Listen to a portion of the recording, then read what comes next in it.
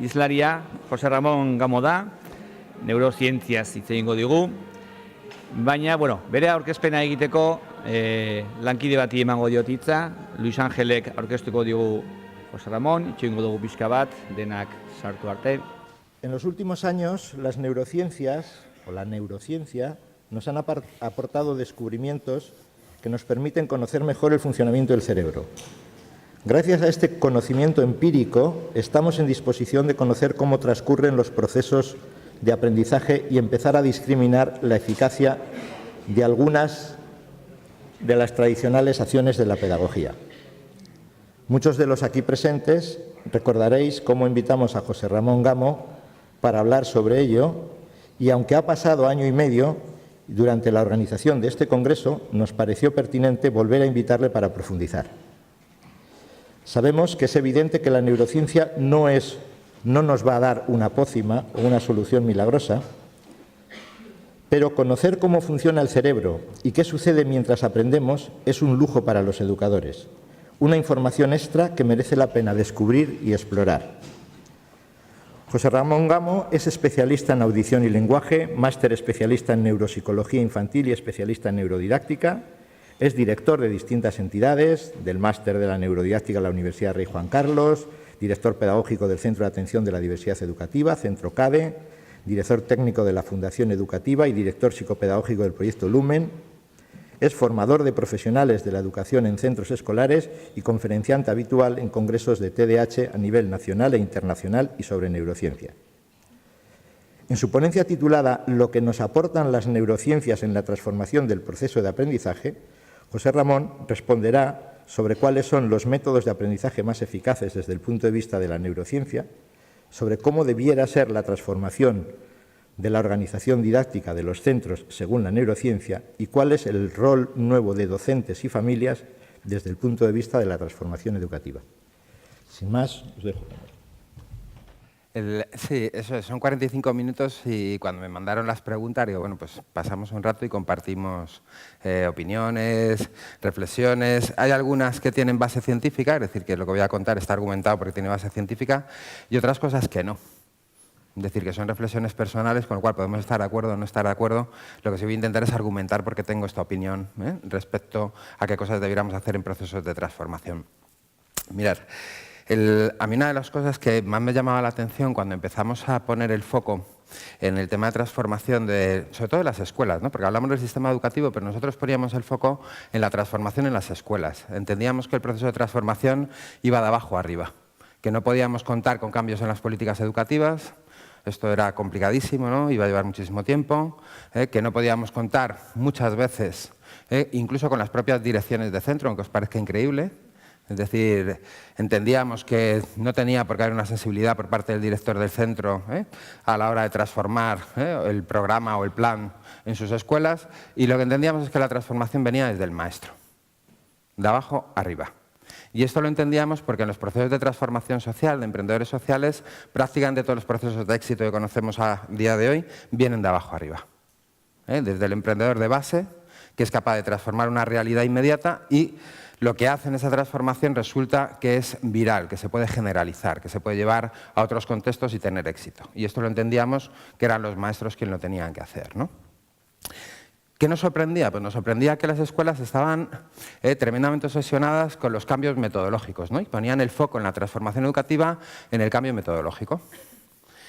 Y entonces estábamos todos haciendo cursos para aprender cooperativo, aprendizaje por proyectos, que si las Flip Classroom, que si trabajamos en gamificación, y todo el mundo allí como loco.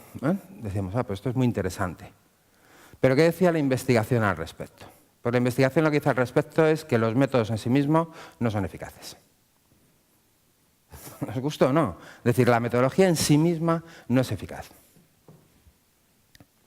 Y que hay dos variables que hacen que los métodos tengan mayor nivel de eficacia, y son dos variables que una de ellas es tremendamente difícil de manejar y por lo tanto no se está pudiendo publicar en investigación.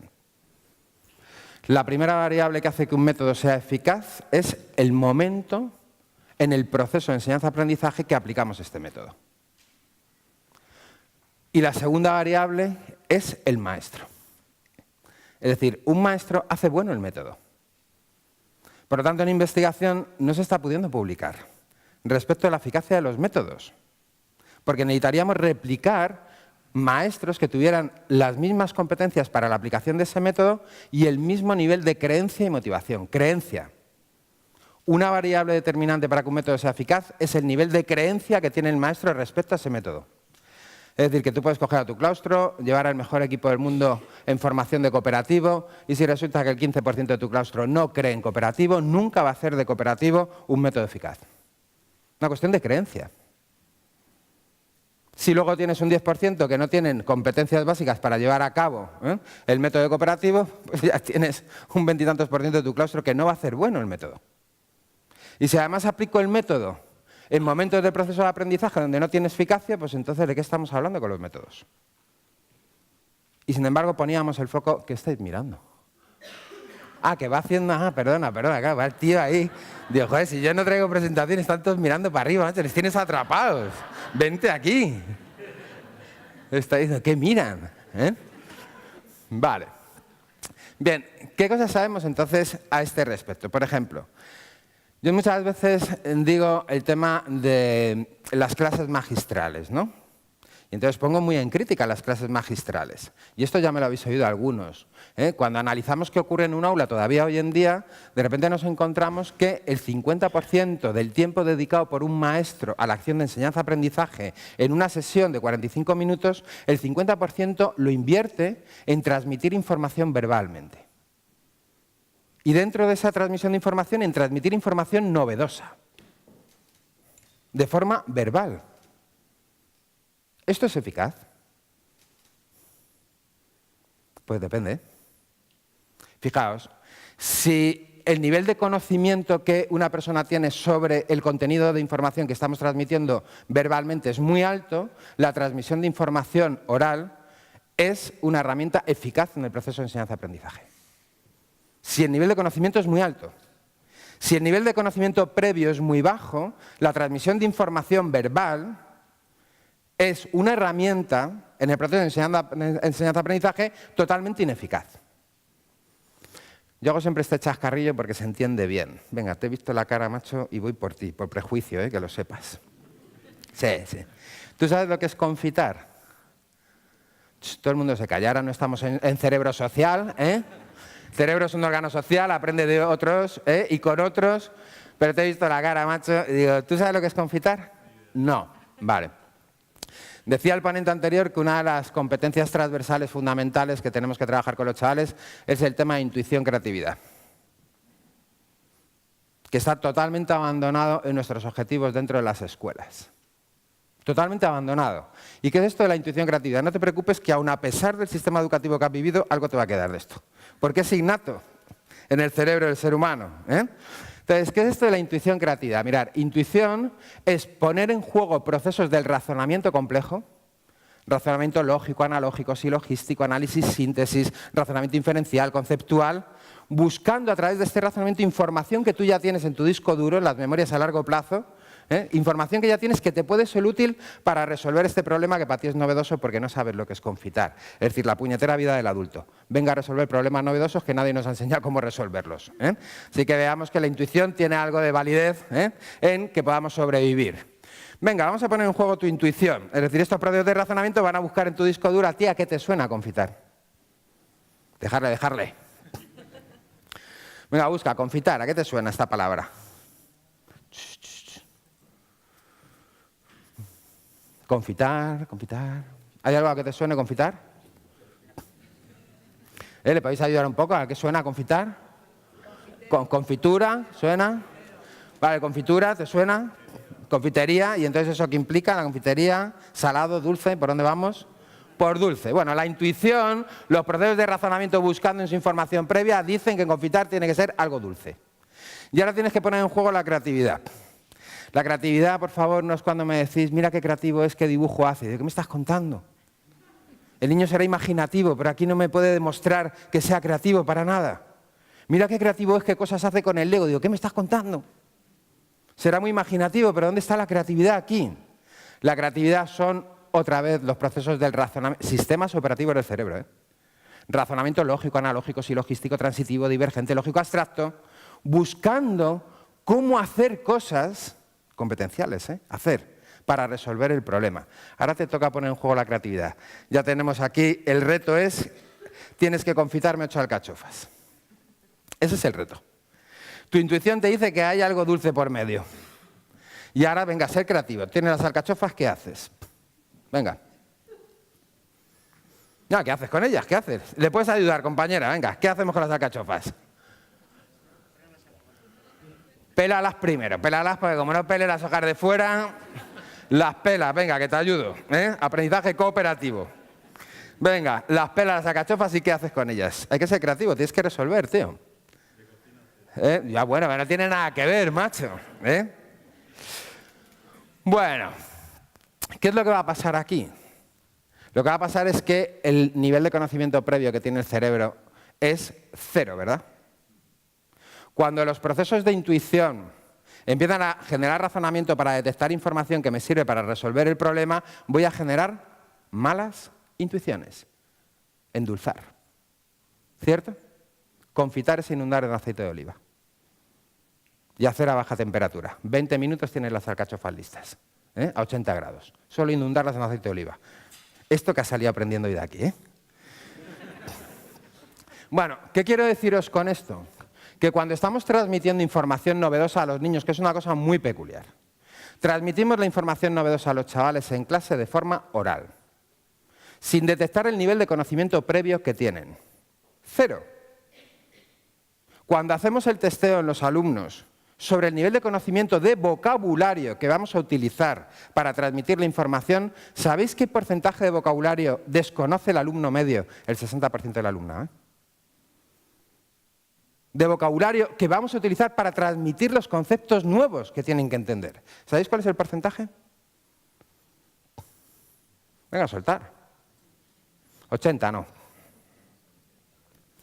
El 40% del vocabulario que se utiliza para transmitir la información novedosa a través de la cual los niños van a tener que entender para construir el conocimiento, los niños desconocen ese vocabulario, con lo cual van a caramelizar alcachofas a punta pala y generar malas intuiciones.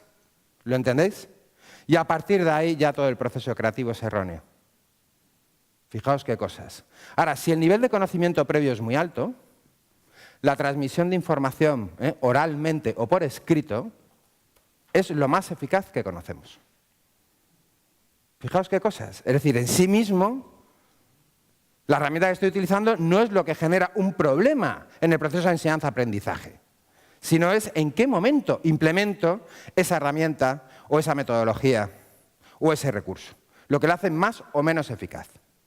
Bien, una de las metodologías más eficaces que conocemos, de las más eficaces en cualquier momento del proceso de aprendizaje, es decir, en las fases de motivación y curiosidad hacia lo que voy a aprender, fijaos qué cosas, este es un momento clave del proceso de aprendizaje, curiosidad y motivación e interés por lo que voy a aprender, momento que obviamos en las aulas. Oye, que a ti te pueden encantar los animales y vas allá a tu clase empalmado porque vas a hablar, pero a los niños les da igual eso que les vas a contar. Y tendrás que generar acciones donde les generes curiosidad e interés por la información que van a recibir. Primera fase clave del proceso de enseñanza-aprendizaje. Segunda fase del proceso de enseñanza-aprendizaje, detectar los niveles de conocimiento previo. Tanto a nivel léxico, de palabras con las que tenemos que construir el entendimiento para luego generar conocimiento, como de otras informaciones que permiten la construcción de intuiciones adecuadas. Y después viene la transmisión de información. Es imposible construir conocimiento sin información. Y después viene el testear qué información han entendido. Porque ¿cómo voy a seguir dando pasos hacia la adquisición de habilidades y destrezas si no han entendido y no han comprendido? Y después viene el aprender haciendo. Bueno, pues señores, en todas estas fases, una metodología de altísima eficacia en cualquiera de estos momentos es el debate. Totalmente ausente en nuestras aulas. El debate. El debate es una metodología probada científicamente que tiene un nivel de eficacia altísimo en las fases de identificación de conocimientos previos, generación de motivaciones e intereses, transmisión de información y testeo de la información entendida para poder empezar a construir conocimiento. Y no utilizamos el debate. Y esta metodología está testada. Bien, y el debate es una metodología altísimamente eficaz para los procesos evaluativos. Debatir sobre lo que se ha aprendido permite evaluar lo que se ha entendido y lo que se ha aprendido. Pues nada, el debate ausente en nuestras aulas. Y cuando generamos debate, aquello es un mogollón, lo que se provoca. ¿Y sabéis por qué se provoca un mogollón? Porque a los niños nadie les ha entrenado en el debate. Y porque los propios profesores desconocen las competencias básicas del debate. Y desconocen técnicas metodológicas para llevar a cabo diferentes procesos de debate, cuando es una metodología de altísimo nivel de eficacia en el proceso de enseñanza-aprendizaje. Bien, cooperativo.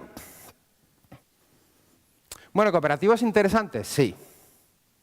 ¿Por qué? Porque cumple una máxima que es que el cerebro aprende de otros y con otros.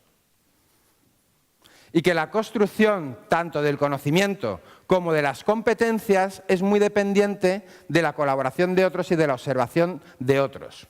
Aprendo con otros y de otros. ¿Esto os ha ocurrido a vosotros, aprender con otros y de otros?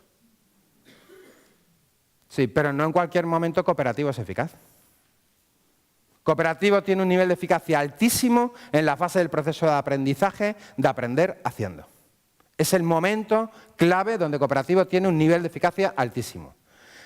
Ahora bien, no todo el mundo tiene por qué tener la destreza para aplicar cooperativo. Bueno, pues trabajar en grupos.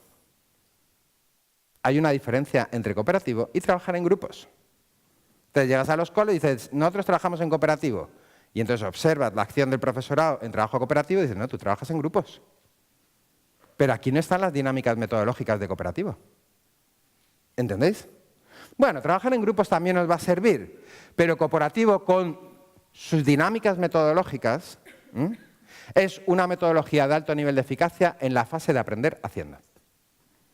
Cooperativo es una metodología que tiene un nivel de eficacia muy alto cuando estamos trabajando en detección de conocimientos previos. El formato de cooperativo 1-to-4, ¿conocéis? Más o menos, es una chorrada. Yo cojo a los niños y les doy 10 preguntas, 10. Y les pongo por grupos de 4. Y entonces les doy las 10 preguntas y en formato 1 cada uno tiene que indagar y buscar las respuestas a estas preguntas. Luego en formato 2 dialogan para llegar a un consenso. Y en formato 4 el grupo decide cuáles son las respuestas adecuadas. Bueno, esto sabemos que tiene un nivel de eficacia muy alto. Aquí podemos utilizar cooperativo para esa dinámica, fijaos qué chorrada. Estamos en la fase de detección de conocimientos previos. ¿Más o menos? Bien, aprender haciendo.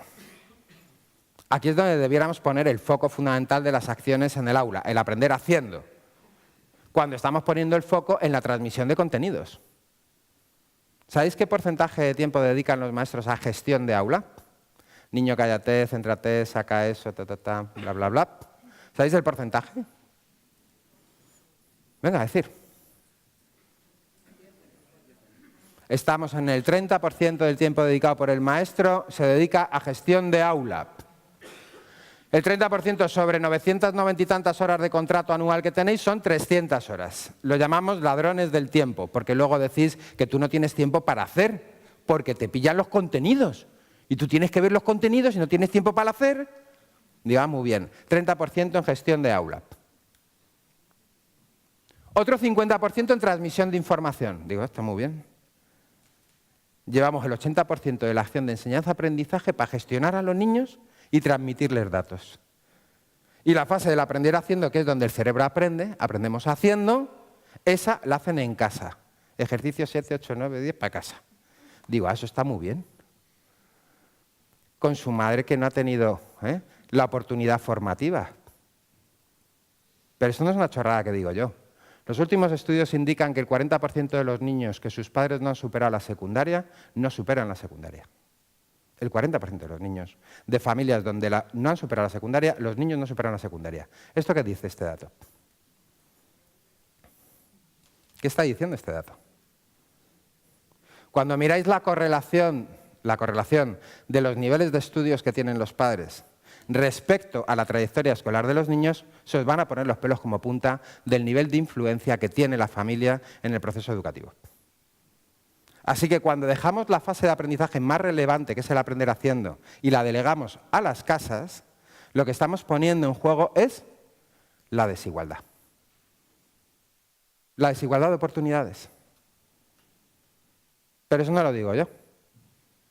Cuando analizáis PISA, en el informe de PISA en los 2 últimos años, en España, hay 2 cosas que indican la calidad educativa en España, es decir, niños que obtienen las puntuaciones medias de la OCDE. ¿Sabéis cuáles son los 2 indicadores? 500 libros en casa y padres licenciados, lo que quiere decir que el indicador es que la calidad educativa la da la familia, lo cual coincide con las estadísticas de fracaso escolar asociado a los niveles formativos de los padres. ¿Y sabéis cuál es la otra variable? Que vuelvo a insistir siempre, esta variable aparece por todos los lados, lo estudies como lo estudies, el maestro. El maestro de aula aporta la calidad educativa, no la escuela, ni el plan de estudios, ni la política educativa. El maestro de aula. Otra situación injustísima desde el punto de vista social. ¿A quién le ha tocado a tu hijo este año de tutor? Fulanito de tal. Fulanito de tal. Lo tuvo María. ¿A quién le ha tocado a tu hijo? Menganito de tal. Menganito de tal. Vaya 2 años que nos esperan. Digo, oye, pues este tío paga lo mismo, los mismos impuestos, tiene los mismos derechos y va a depender la calidad educativa del maestro de aula.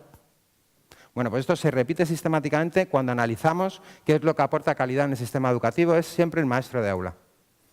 Con lo cual, si queréis hacer transformación educativa de verdad, seleccionar a vuestros maestros, no tengáis tonocotropos en las aulas. Seleccionar a vuestros maestros. Esa es la clave del asunto. Bien, aprender haciendo es la fase más importante porque el cerebro aprende haciendo. ¿Esto estáis de acuerdo? ¿Lo habéis vivido en vuestras propias carnes? Sí, yo siempre os lo digo de una manera muy sencilla, aunque es un poco demagógica, esto me lo podéis criticar. Cuando yo os digo, todos los que estáis aquí que habéis terminado una carrera universitaria, todos, cuando salisteis de vuestra formación universitaria, ¿cuántos tuvisteis la sensación preclara, de no tener los conocimientos, las habilidades y las destrezas, es decir, las competencias, señores, las competencias, conocimientos, habilidades y destrezas para el desempeño profesional, es decir, para la resolución de problemas reales? ¿Cuántos teníais esta sensación? Sí, el 90% de la platea va a tener esa sensación. Es el fracaso del sistema educativo.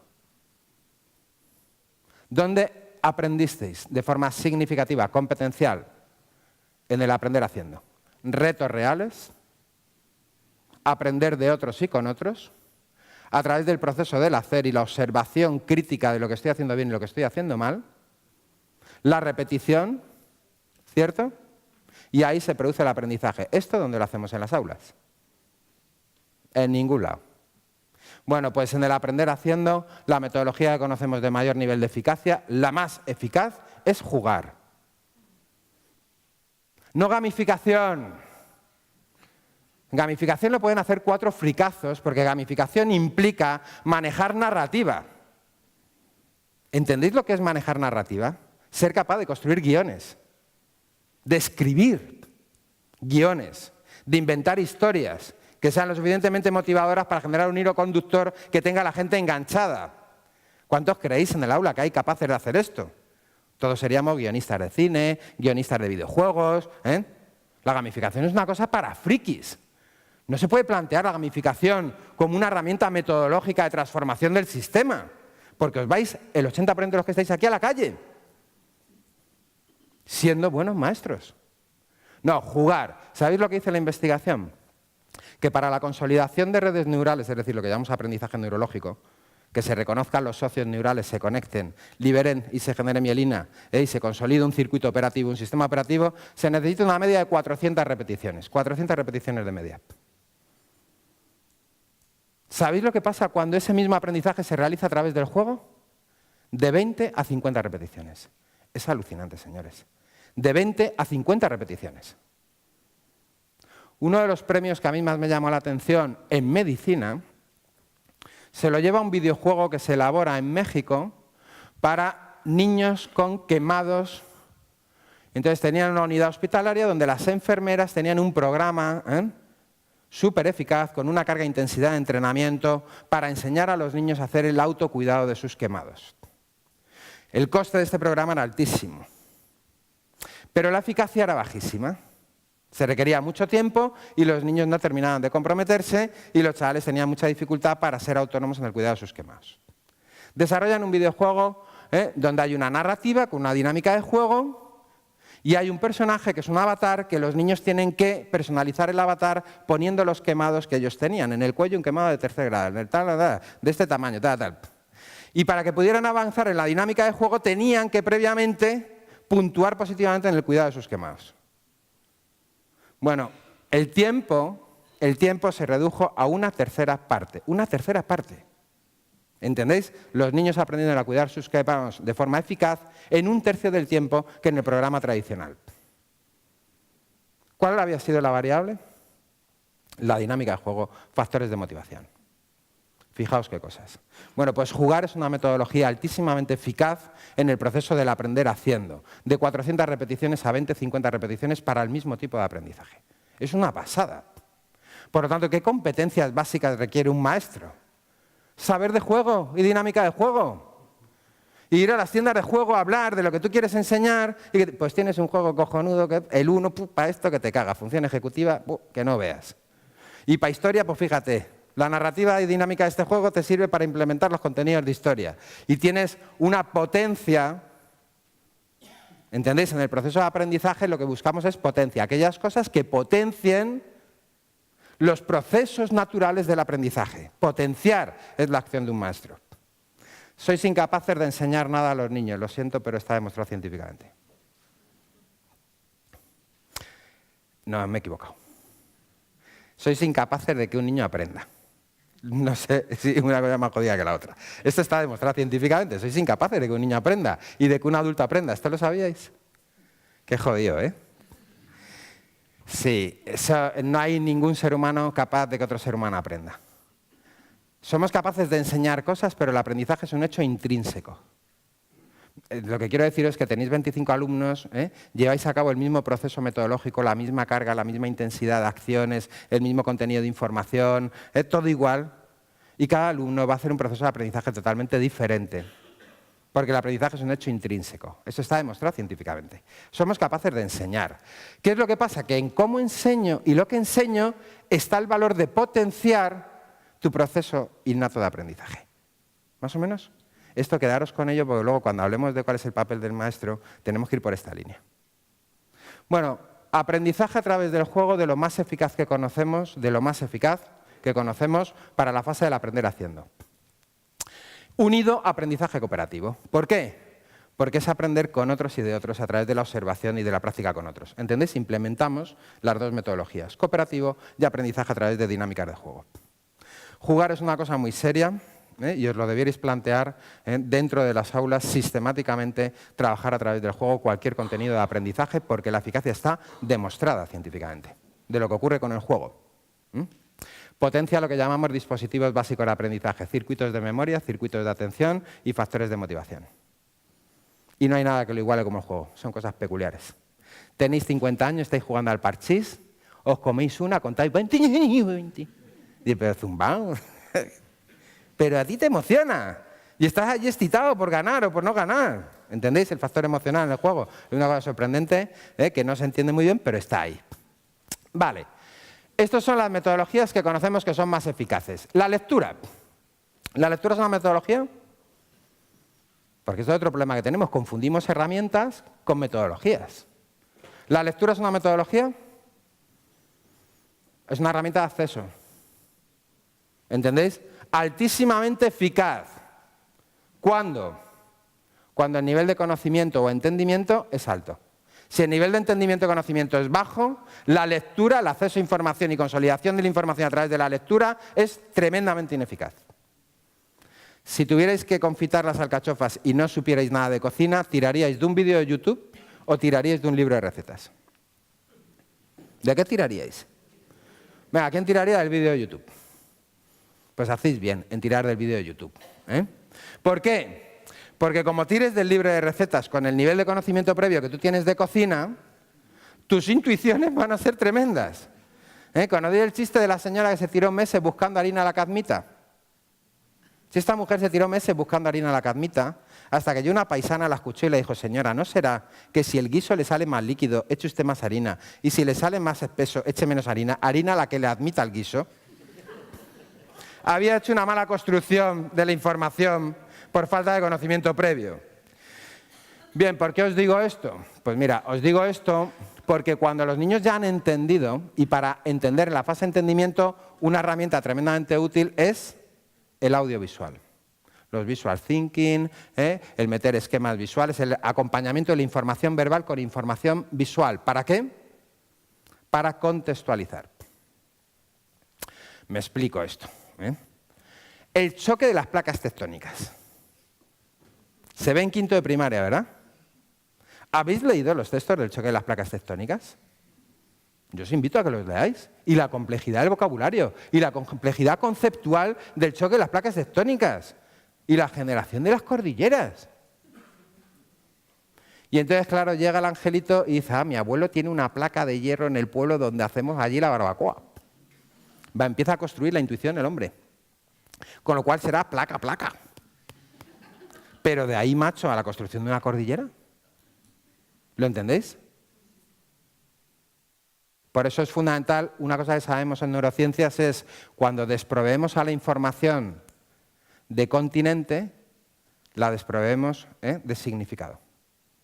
¿Entendéis? Es decir, si la información viene desprovista del continente, automáticamente esto viene directamente asociado a la pérdida de significado.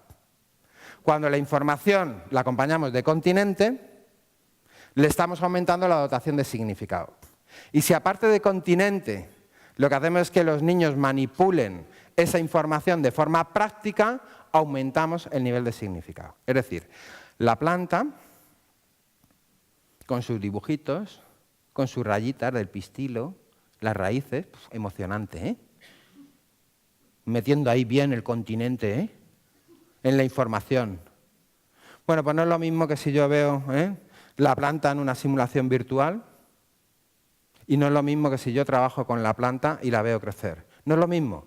Cada acción, cada paso que doy en este sentido, aumento de significado a la información. Y lo que hacemos en el sistema es quitar los continentes y quitarle el uso y la manipulación de la información. Por lo tanto, lo que hacemos es no dotarla de significado. ¿Y sabéis lo que pasa cuando yo no doto de significado a la información? Que lo único que te queda es aprender las cosas de memoria sin razonarlas. Es el único recurso que tiene el cerebro para poder afrontar esa situación de aprendizaje. Memorizar sin razonar. De esto no vamos a hablar porque no viene al caso hoy en lo que estamos hablando.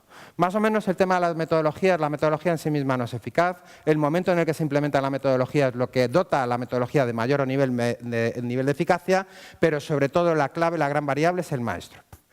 Nivel de creencia, fijaos, nivel de creencia, qué fuerte, Dogma de fe con la metodología. Y nivel de competencia para la aplicación de esa metodología, por encima del nivel de conocimiento en el uso de la metodología. Así que si queréis que vuestro colegio se transforme a través de la metodología corporativa, ya podéis hacer acciones para que se lo crean los profes, no darles el conocimiento, que se lo crean. Y una vez que se lo creen, analiza si tienen las competencias básicas para que en esa metodología la mayoría de tu claustro sea eficaz. Y luego dótales del conocimiento, no lo hagáis al revés, dejar de meter dinero en meter cursos de cooperativo sin haber detectado si hay gente que se lo cree o que se lo deja de creer y si tu claustro tiene las competencias básicas para poder llevar a cabo esa metodología de forma eficaz. Hacer las cosas coherentemente. No es que vamos a pescar, digo, ya, pero es que tienes un grupo de mancos. ¿Cómo te lo vas a currar? No es que vamos a pescar con caña, digo, ya, pero es que tienes un grupo de mancos, que no es tu técnica, macho. Que vamos a tener que buscar otra técnica para pescar, porque el tuyo es un grupo de mancos. Y hay otras técnicas para pescar, para mancos. No metas el dinero en cañas cuando de repente llegue con las cañas y vamos a pescar. Diga, pero coño, si con la boca no pueden coger las cañas, con las patas no se pueden coger las cañas. Pues esto lo hacemos en educación sistemáticamente. No analizamos cuál es nuestro grupo de personas, cuáles son sus creencias y cuáles son sus competencias. Pero les implementamos las herramientas a hacer puñetas sin valorar qué tengo como masa social en mi grupo de profesores. Esto respecto a metodologías. Respecto a las transformaciones de los coles y de hacia dónde debiéramos ir, a mí una cosa que me preocupa y me pone un poco los pelos como escarpias es entender las escuelas desde el punto de vista mercantilista y entender las escuelas desde el punto de vista utilitarista. A mí esto me preocupa, ¿qué queréis que os diga? Es decir, si tenemos que poner el foco en lo que hacemos con los niños para que encajen en el mercado laboral, estamos perdidos. Estamos perdidos. Que los niños tienen que desarrollar competencias, sin duda ninguna. Sin duda ninguna. Que la sociedad nos indica cuáles son las competencias para sobrevivir, sin duda ninguna. Que el foco tenga que estar en que los niños salgan de las escuelas con las competencias que exige el mercado, bajo mi punto de vista, no es la función de la escuela. ¿Será la función de la universidad? No digo que no. Y será otra discusión, que es la función de la universidad. Pero desde luego no es la función de la escuela. Esto, para mí, es meridiano. Y aquí estamos en el capítulo de las opiniones personales, con lo cual, tan criticables como otras. Bien, ¿qué es para mí relevante? En el proceso de transformación, ¿qué es lo que yo pediría a una escuela de forma sencilla, sin comernos la cabeza? Lo primero que le pediría a una escuela es, oye, cuando un alumno entra por tu puerta, ¿tú qué quieres que salga 10 años después? Esta es mi primera pregunta. Y el otro día leí una metáfora que por desgracia no es mía, me gustaría que fuera mía, pero no es mía, donde hacía esta metáfora con lo que está ocurriendo con el sistema educativo. Pensar en una diana. ¿Sabéis lo que está en el centro de la diana en educación? En el centro de la diana, La ley. La ley. No, yo es que no le puedo poner el PT y el AL porque no tiene diagnóstico. Digo, pero cabrón, ¿qué diagnóstico? Pero no le ves como lee. ¿Pero qué diagnóstico que necesitas? O sea, el diagnóstico ya vendrá después, pero tú ves cómo lee la criatura. Y el problema que está teniendo la resistencia al proceso de aprendizaje lector y lo que le está generando ya, ¿qué tienes que esperar?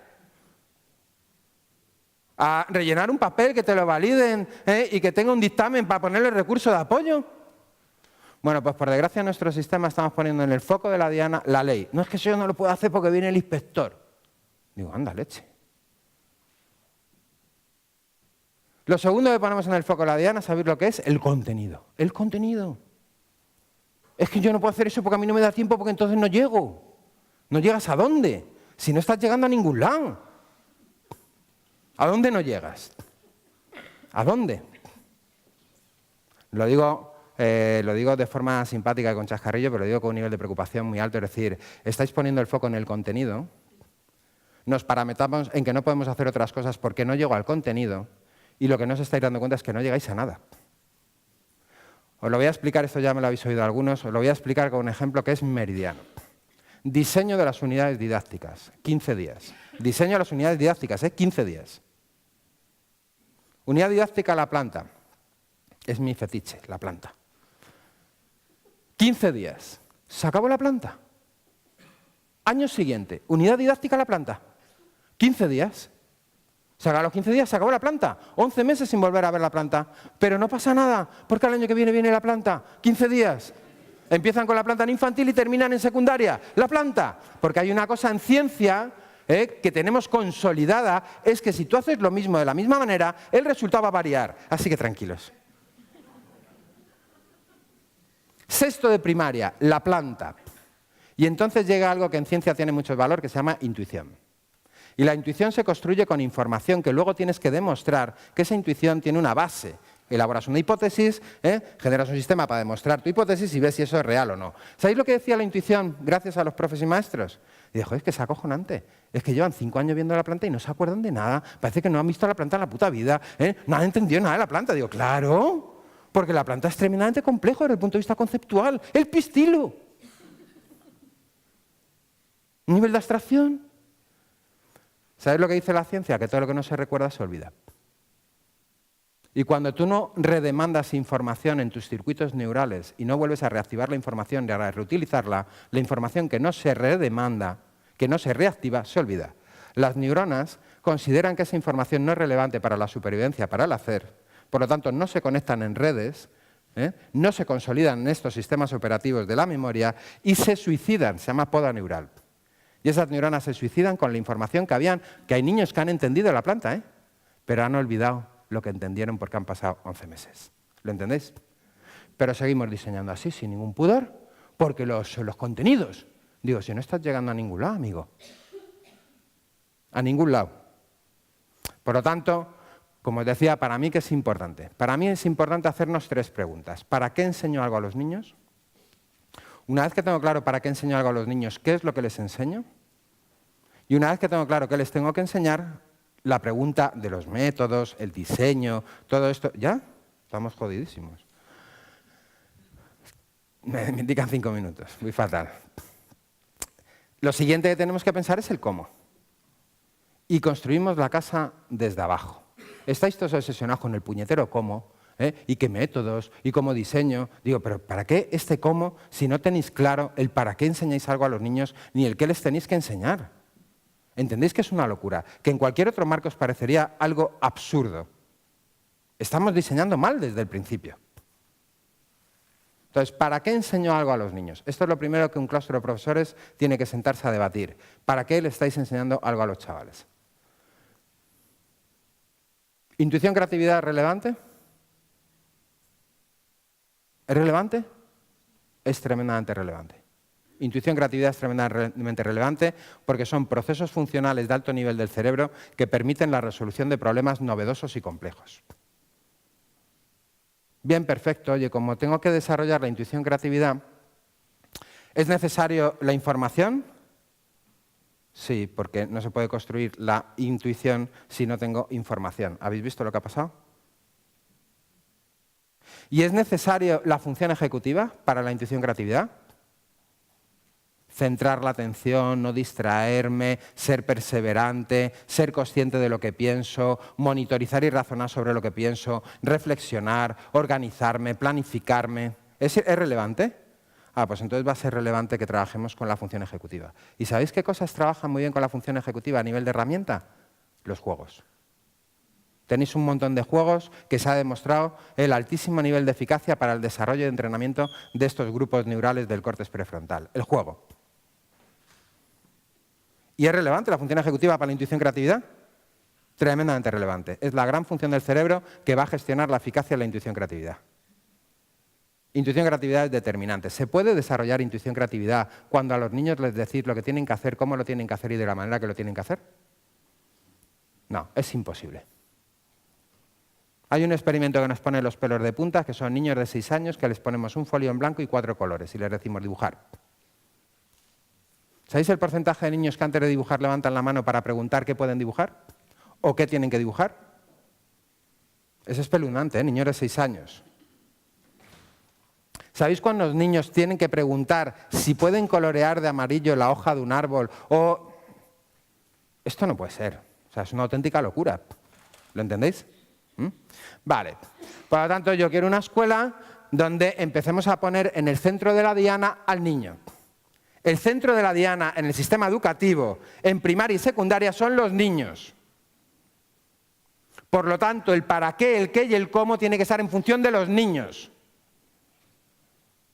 Y la reflexión del para qué enseño algo lo tiene que hacer un claustro, porque no es lo mismo, de verdad, el para qué en el barrio Salamanca que el para qué en Villaverde, en Madrid. No es lo mismo. Os guste o no. Las competencias, las mismas. Una buena competencia lectora, una buena competencia en procesos de razonamiento y abstracción matemática, esa es la misma para todo el mundo. Pero el para qué del desarrollo de esas competencias no es lo mismo.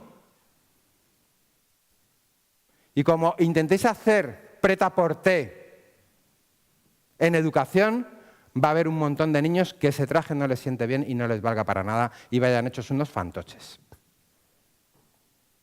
Educación es traje a la medida en función del contexto social en el que estoy y las necesidades de ese contexto social. ¿Os guste o no?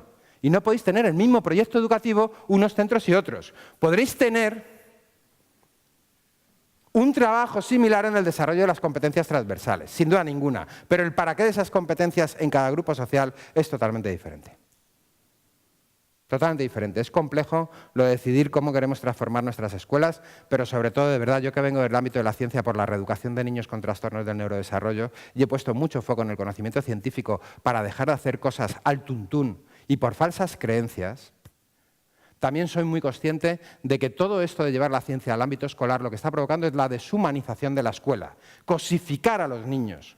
Cosificar la escuela. No podemos hacer esto. La ciencia tiene un factor fundamental que es la humanización. La ciencia es pro el bienestar de las personas. Aunque luego eso se pervierta. Pero en origen la ciencia es pro el bienestar de las personas. Por lo tanto, el foco tiene que estar en los niños y vuestros planes de acción educativa tienen que estar en función a cuáles vuestros niños. ¿Qué niños tenéis? ¿Y para qué les tengo que enseñar algo a estos? ¿El qué les tengo que enseñar? ¿Y cómo lo tengo que llevar a cabo? Posiblemente en el cómo pueda converger. ¿Entendéis? Y en las competencias básicas va a haber convergencia seguro. Pero en el para qué os aseguro que no. Esto sería complejo de desarrollarlo, y en un rato es imposible. Y el papel de la familia trascendental.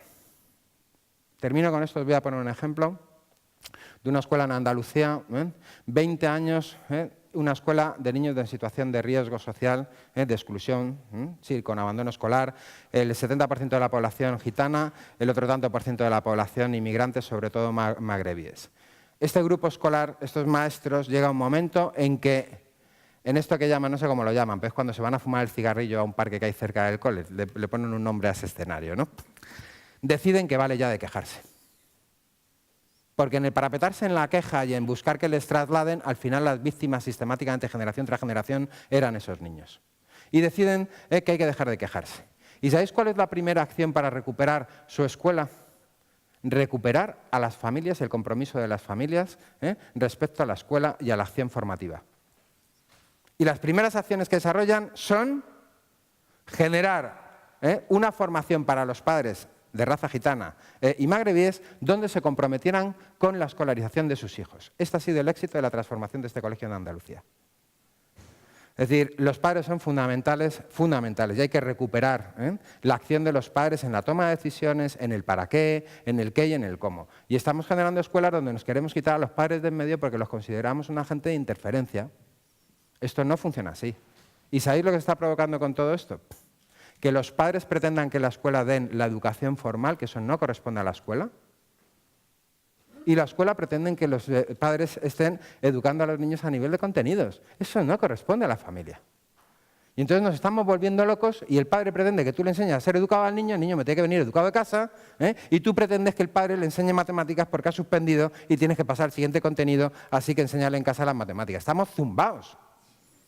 Estamos tumbados, tendremos que volver a incorporar a la familia, poner los roles de cada uno, por eso el trabajo cooperativo, según dice Hati, es fundamental en educación. El trabajo cooperativo de los maestros es uno de los indicadores que apuntan al éxito en el proceso de enseñanza-aprendizaje. Y este trabajo cooperativo hay que incorporar a las familias estableciendo cuáles son los roles de los unos y los otros.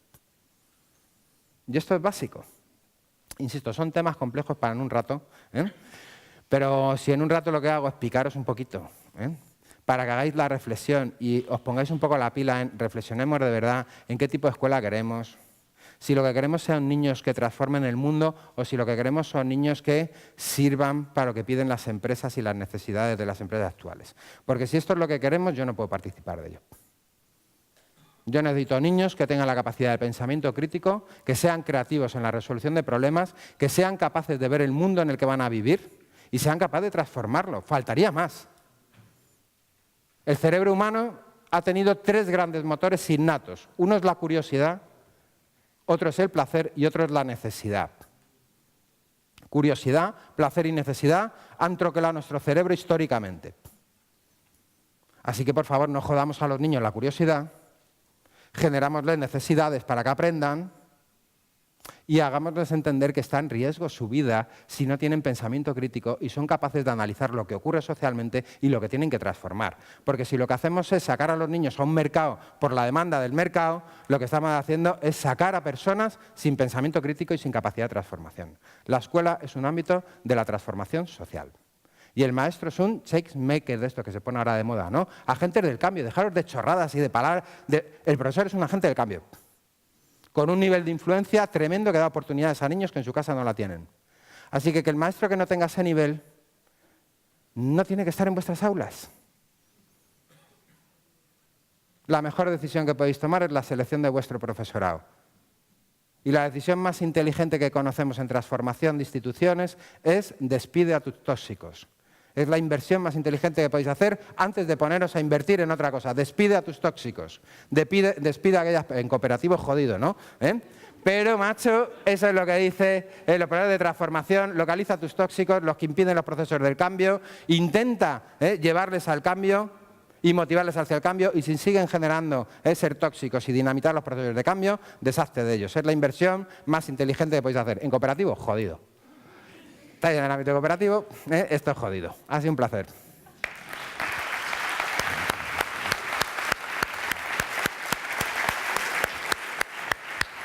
Bueno, Me estaba yendo ya. va. A ver si hay alguna pregunta, alguna cosa que queréis comentarle a José Ramón. Andamos justo, pero tenemos tiempo. Ya que está aquí José Ramón, aprovechar la... Pueden ser comentarios también, no tienen por qué ser preguntas. Esos que hacéis en el café de, bueno, este tío que está diciendo y tal. Pues aquí, en el foro de debate, sin miedo. O yo no estoy de acuerdo con eso que dices porque tal. Pues aquí, a debatirlo. Estos están como locos por irse, ¿eh?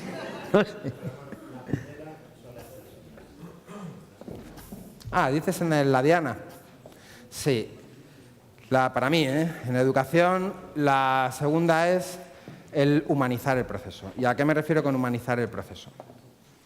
Cosas muy básicas. Por ejemplo, a mí me sorprende, y esto tiene que ver con la humanización del proceso, por ejemplo, que no tengamos cultura fiscal en las escuelas.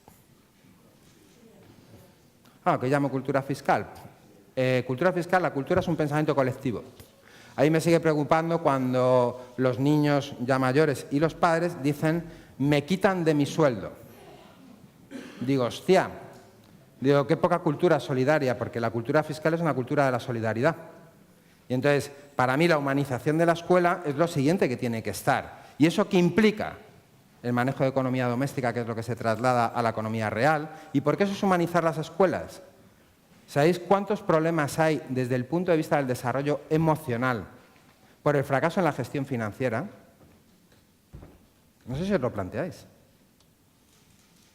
España es de los pocos países donde han triunfado las empresas de reunificación de crédito y donde más familias terminan el mes con Visa. ¿Sabéis el coste que tiene esto? A nivel emocional. Para mí eso es fundamental. La cultura fiscal, el volver a recuperar la cultura en los niños. La pasión por el conocimiento y la cultura, es decir, no todo tiene que ser productivo. Las 4 estaciones no son productivas. Pero tenemos que volver a llevar la cultura a las escuelas.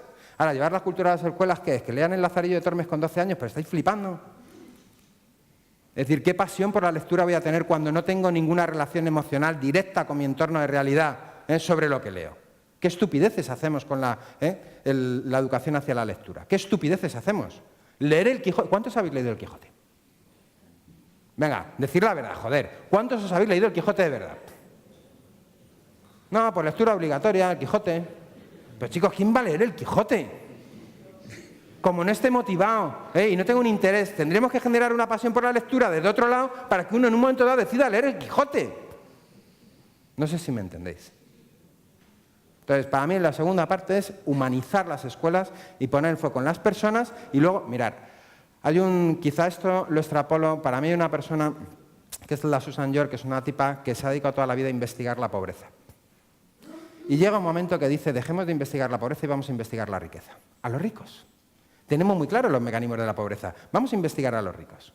¿Y sabéis lo que descubre? Lo que descubre es una pirámide tremendamente perversa, que funciona así en el mundo actual. La base de la pirámide, del interés en la toma de decisiones, que estamos teniendo desde el punto de vista social y político, la base de la pirámide es... ¿Cuál creéis que es?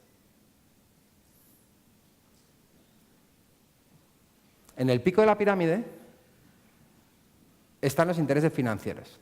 Esto es lo que más interesa. Las decisiones se toman por los beneficios. Intereses financieros. Lo segundo, ¿sabéis por qué es? Por la estabilidad presupuestaria de los estados. La economía doméstica de los estados. Lo tercero, ¿sabéis qué es? El bienestar de las personas. Y lo cuarto en nuestra toma de decisiones globales, ¿sabéis cuál es? La ecología. Es decir, cuidar el planeta que nos sustenta. ¿Yo qué busco? Yo busco una escuela donde salga gente a la calle que transforme la estructura de esta pirámide. Y donde pongamos el foco en nuestra toma de decisiones en cómo cuidamos nuestro planeta porque es lo que nos sustenta. Y lo segundo, en cómo cuidamos a las personas. Y lo tercero, en la economía doméstica porque es fundamental. Y lo último, en el beneficio. Y yo quiero esa sociedad. Por eso le decía que esto es del ámbito de mi pensamiento personal, que es totalmente criticable. Y para tener esa sociedad necesito niños con pensamiento crítico. No sujetos que encajen en la demanda de las empresas y las competencias que quieren las empresas sin tener ningún pensamiento crítico de qué es lo que se está haciendo cuando se toman esas decisiones y se participa de esos modelos. Eso no lo quiero yo. Niños que no leen, no lo quiero. Niños con cultura de la violencia a través de los juegos de ordenador, que es lo que tienen, cultura de la violencia, no lo quiero. La cultura del reggaetón sin que la escuela sea capaz de compensar esto, habiendo un retroceso en la cultura de la mujer, es decir, habéis retrocedido 50 años con el reggaetón. Y nos da igual, y no lo contemplamos. La sexualización de las niñas cuando están montando coreografías porque sus modelos, y ves niñas de 9 años sexualizando su conducta sin ningún pudor. ¿A vosotros qué os interesa de la educación? Porque mirad, la formación, eso va a ser online, os guste o no. ¿Estáis abocados a eso? La formación va a ser online. La transmisión de información y conocimiento va a ser online. ¿Os guste o no? Las grandes empresas están metiendo dinerales ingentes para la formación en sistema online. Va a ir el futuro, pero ¿la educación creéis que puede ser online? Esto es educación. ¿Quién compensa eso? Pues hay que hacerlo en el ámbito de la escuela y habrá que generar debate sobre estos mensajes de cambio cultural, porque tenemos cambios culturales tremendos, tremendos hacia la violencia y no los estamos compensando. Tenemos cambios culturales tremendos hacia el papel de la mujer y no los estamos compensando. Es decir, estamos perdiendo la lucha social y el estado de bienestar europeo, lo estamos perdiendo por no poner el foco en educación en lo realmente relevante. Así que poner todo el foco que queráis en que los niños tengan las competencias para trabajar en Johnson Brothers o en Flicking. Yo creo que hay que poner de verdad el foco en las personas y en el humano, humanizar el proceso educativo. Eso es lo que nos define.